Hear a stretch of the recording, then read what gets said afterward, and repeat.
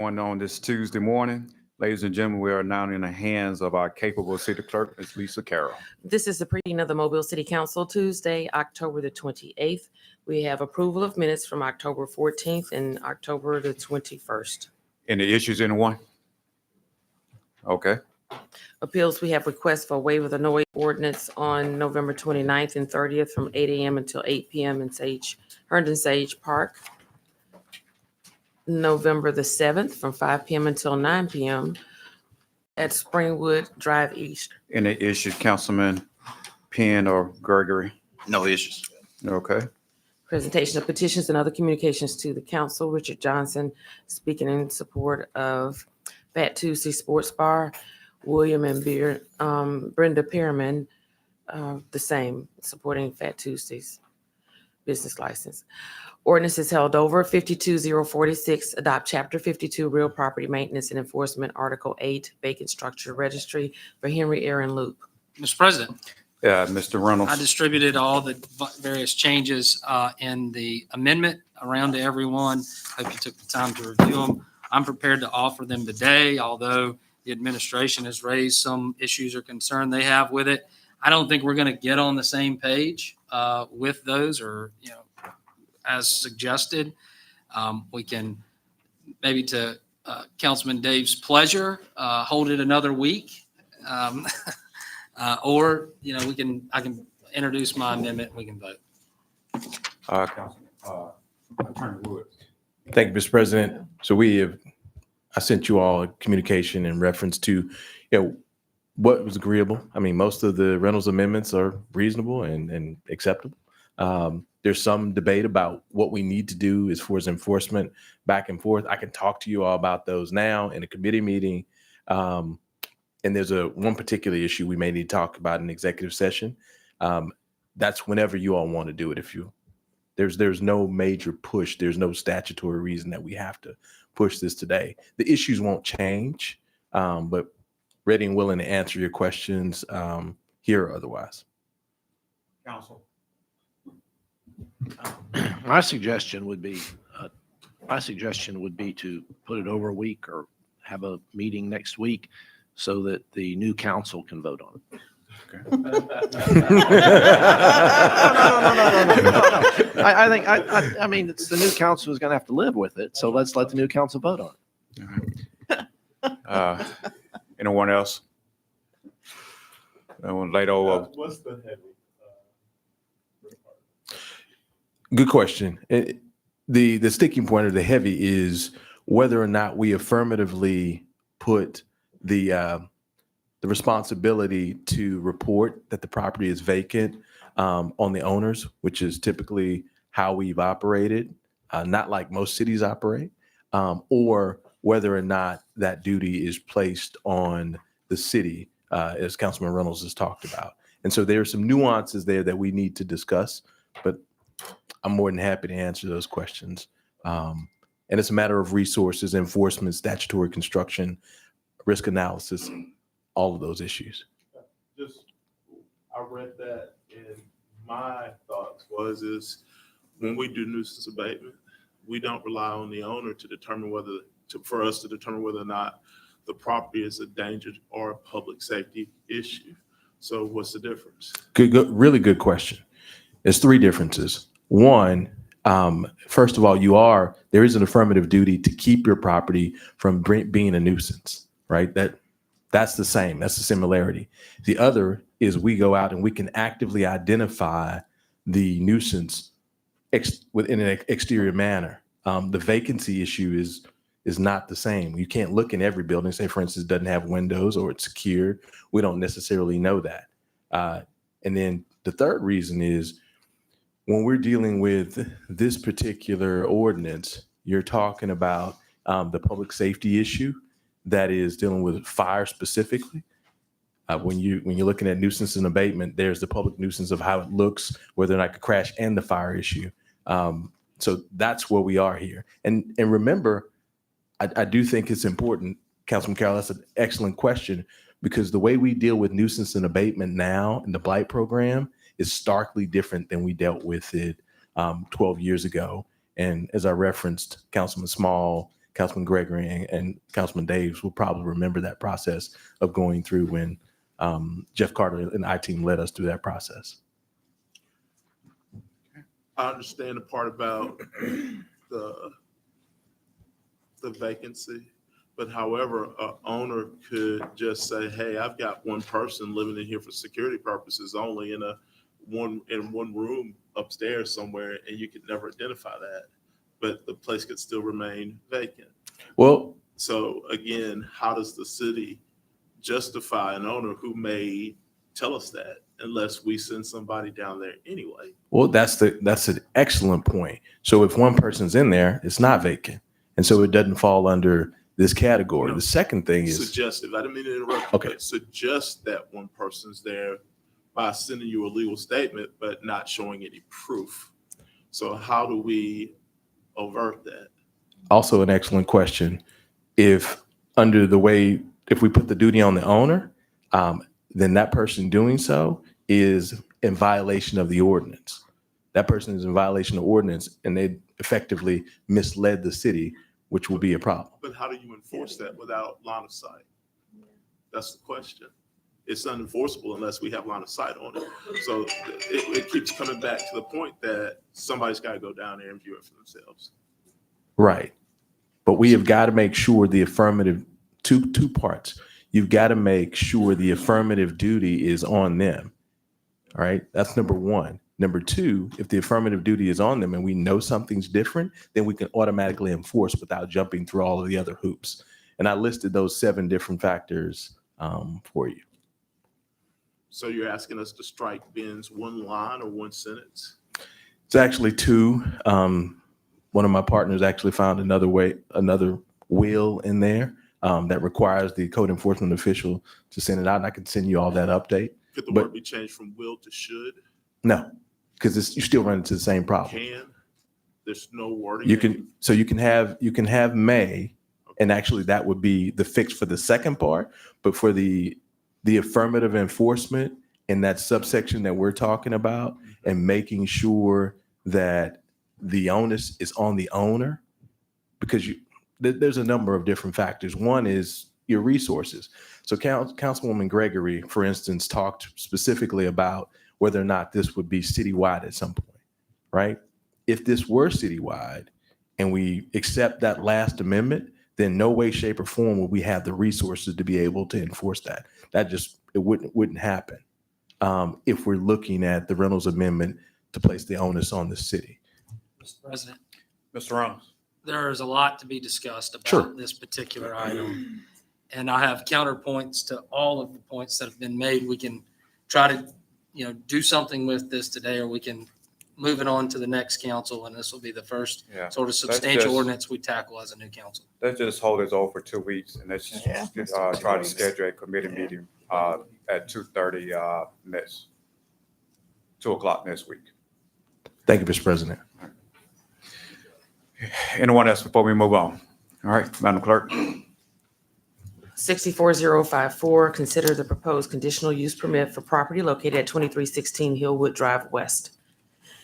64055, consider the modification of a previously approved plan unit development for property located at 550 Providence Park Drive East.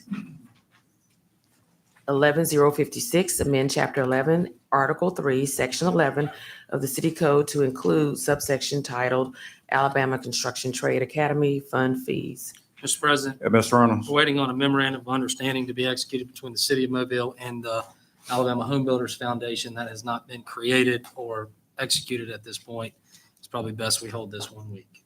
All right, 1 week. Yeah, guys, I just want to kind of tell y'all, I kind of dug into this a little bit. We're talking about $20 per residential permit. So last year, I think we pulled, 300 permits, not even 300 permits.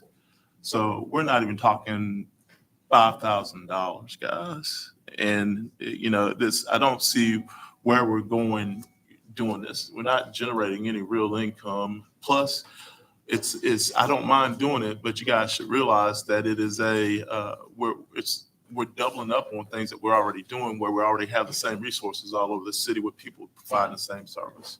So, I mean, it's a grand idea, but we're not really generating any income and we're taxing our own people to turn around and go have somebody else teach things that we're already teaching outside as builders. And it's the same builders that you're taxing that are already teaching what they're doing. So I just looked into it a little bit, just seems that other municipalities do things a little bit different than what we're doing down here. And they're doing great at it. The number of permits that are being pulled in Huntsville versus here and in Birmingham, place they really need to be is Baldwin County, out in the county, because that's where the home builders permits are being pulled. The number of permits in the city are just, they're not that substantive to create the type of revenue that you're looking to create. But I mean, I'm going to support it, but you guys need to be aware that going forward is not a big revenue driver. We're talking pennies, not dollars. Mr. Small. Yes. When it comes, I guess, kind of, and I definitely understand exactly what you're saying. I think there is some, laying it over, I guess, maybe possibly a week. In that week, I know we've asked before, and I know my colleagues have asked before, but is there a way that we can get a number of how many permits that, I mean, because we've asked, I haven't seen it, but is there a way we can get an actual number? I mean, I got to think with the system we have, it would probably be relatively easy to at least get a number from that. Just out of curiosity, just so we can kind of see what the real impact would be, I guess. Good morning. We're working on numbers right now. It's fairly easy for us to pull our single-family residential structures, but we're looking at duplexes, triplexes. I think the ordinance reads units under 4. So we're having to extract and pull those numbers together, but we hope to have it for you next week. That would be like also include the mechanical permits, electrical, I mean, Yes. everything that's associated Yeah, with building, it. mechanical, electrical, plumbing. Yes. Perfect, thank you. Anyone else? So 1 week? All right. CIP resolutions held over. 21-1362, authorized contract with Amerson Roofing for Hillsdale Senior Center roof replacement. Consent resolutions held over. 37-1356, recommend approval to the ABC Board for issuance of a retail beer, table wine, off-premises only license to DIP Club Food Mart on Dolphin Island Parkway. Yeah, we good. Resolutions held over. 37-1346, revoke the business license, 1608 St. Stephen's Road. 09. If y'all looking for my recommendation, we have no choice but to revoke the license without any recourse in totality. Yeah, we got the information from the Public Safety Executive Director, and unfortunately, I agree. No room. 09-1365, appropriate funds into the Rebuild Alabama Special Revenue Fund for the Tiger Broad Street project. 21-1366, authorized contract with Spire for marketing services for Parks and Recreation Department. Consent resolutions being introduced, 03-1369 and 1370 and 1371 are appointing Robert Hope to the History Museum of Mobile Board, reappoint Brenda Jackson to the Mobile Library Board, appoint Maxine Walters to Mobile Housing Authority Board. 58-1372, authorize removal of weeds, group 1670. 60-1373, approval of water special bonus to the Administrative Services Employee of the Month. 60-1374 through 1380 are determined appropriations to Family Counseling Center of Mobile, UJ Robinson Memorial Center, Marching Cougars Band, at the Child Advocacy Center, serve a public purpose and approve payment. 37-1393, recommend approval to the ABC Board for issuance of a special events retail liquor license to El Jefe House of Cigars on Virginia Street.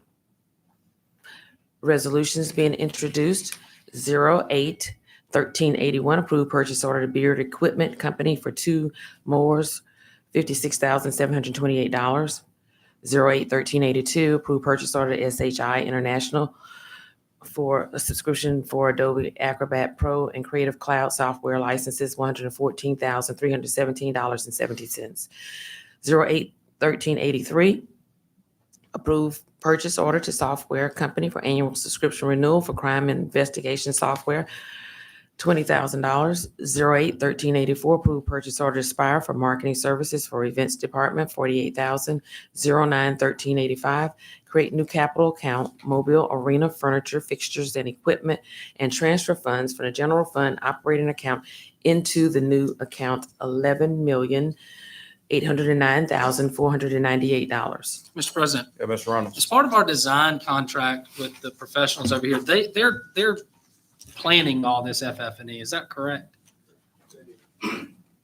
Yes, this is all within the budgeted amount. Well, yeah, I know it was budgeted, but that design and what buying and all that stuff, it's Populous, identified already. Populous, GMC, and Volkert are all working on the FF&E. Okay, thank you. 21-1386, authorized contract with RGLG Inc., doing business as Service Master Services for janitorial services for various city locations, $311,988 per year. 21-1387, authorized contract with Star Service of Mobile for HVAC maintenance and repair at the Mobile, Alabama Cruise Terminal, $95,970. 21-1388, authorized contract with Touchdown Cleaning Services for carpet cleaning at the Mobile, Alabama Cruise Terminal, $85,230. Call for public hearings, 41-1389, call for public hearing to consider the proposed rezoning of property located at 2243, 2245, 2345, and 2509 Halls Mill Road from B3 to B5, scheduled December 2nd. 41-1390, call for public hearing to consider an ordinance to amend Appendix A Downtown Development District of the City of Mobile Unified Development Code, Chapter 64, the Mobile City Code, 2022, scheduled December 2nd. 41-1391, call for public hearing to consider the proposed conditional use permit for property located at 2574, 2664 Solly Road to allow expansion of a religious facility in an R1, scheduled December 2nd. 41-1392, call for public hearing to consider the application of Acadian Ambulance Service for a certificate of public convenience and necessity to operate an ambulance service, scheduled November 12th. President?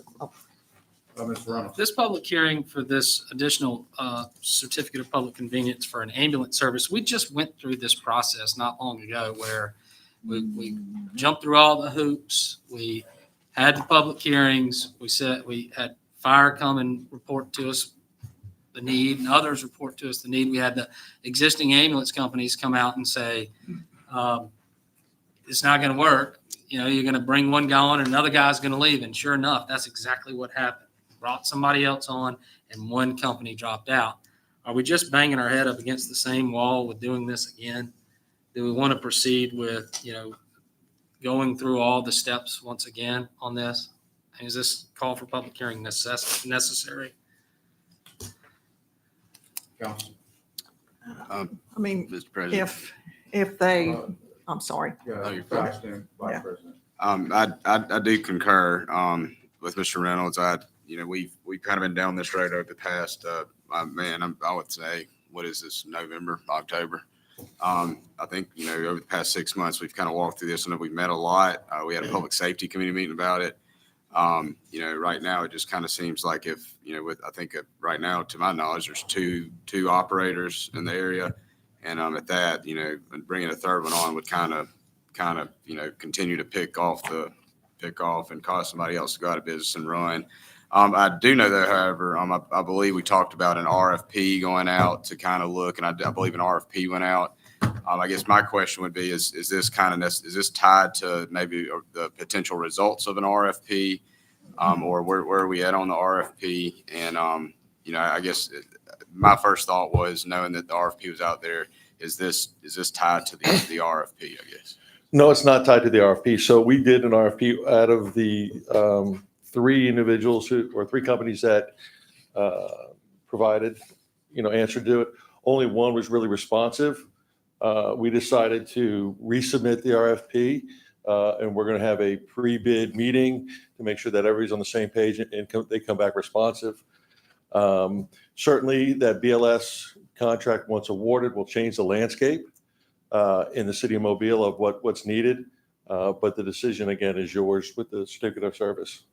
Because my thoughts are, obviously, we do have two operators that I know of. Again, we might have a third that's out there, but I do know the two. And, I know a lot of times cannibalization happens. I also do realize that, that these are private companies and, the revenue primarily outside of the city making them make BLS calls, their revenue's tied directly with transports, things that you control, the controllables, we gotta transport it too. So I know I need a crew in it too instead.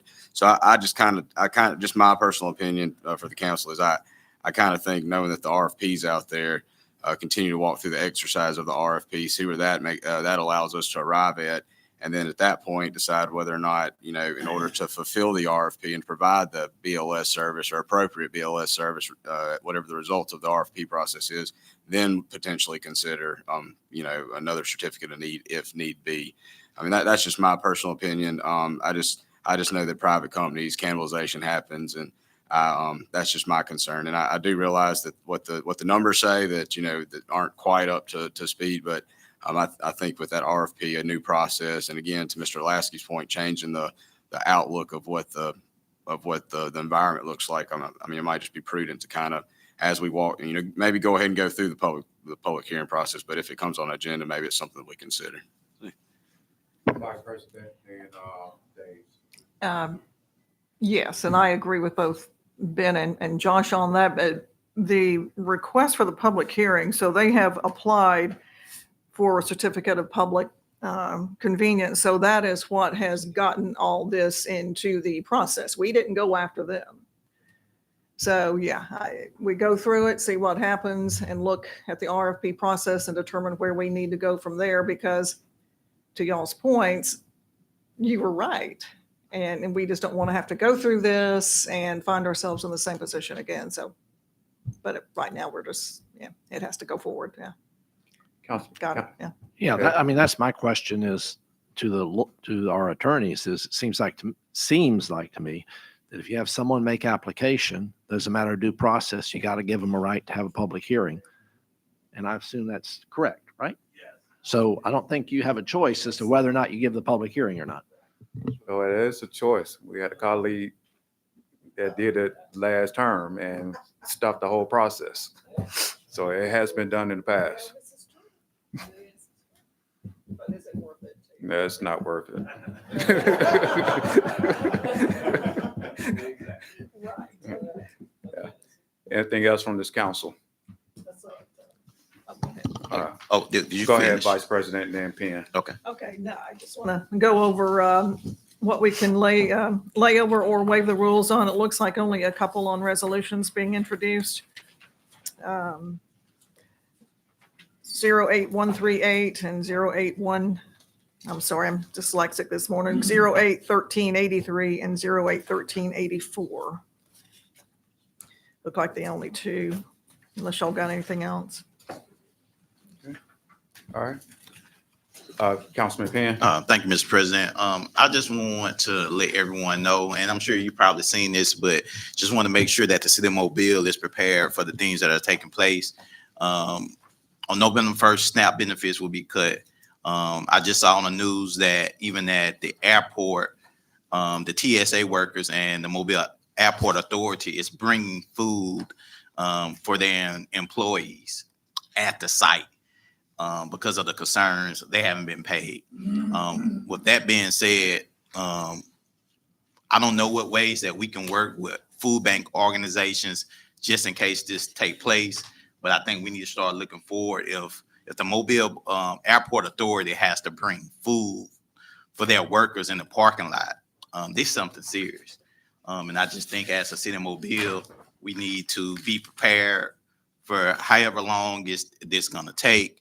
But if we can work with our food banks, and if I have to do anything in my district, let's start focusing on that because that's something serious. These are workers who they need food.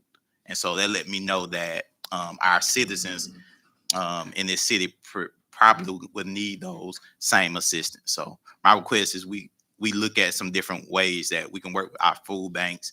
And if I have to put anything with my discretionary to help towards that, let's work together to make sure our citizens and our workers are well taken care of. Thank you, Mr. President.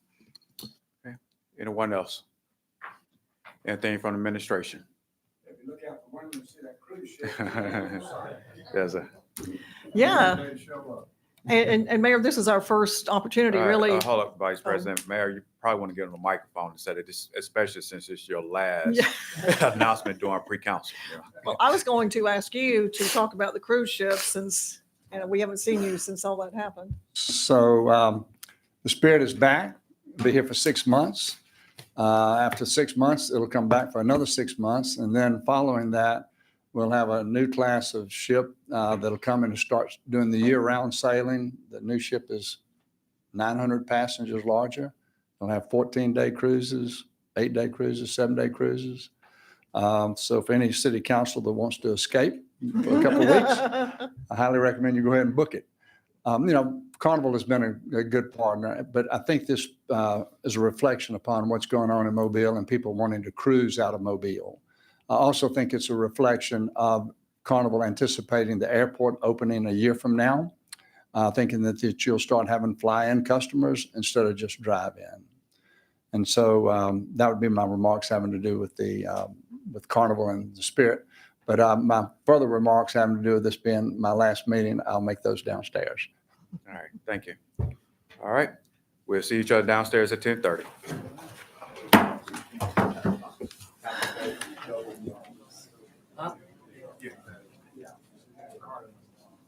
Now.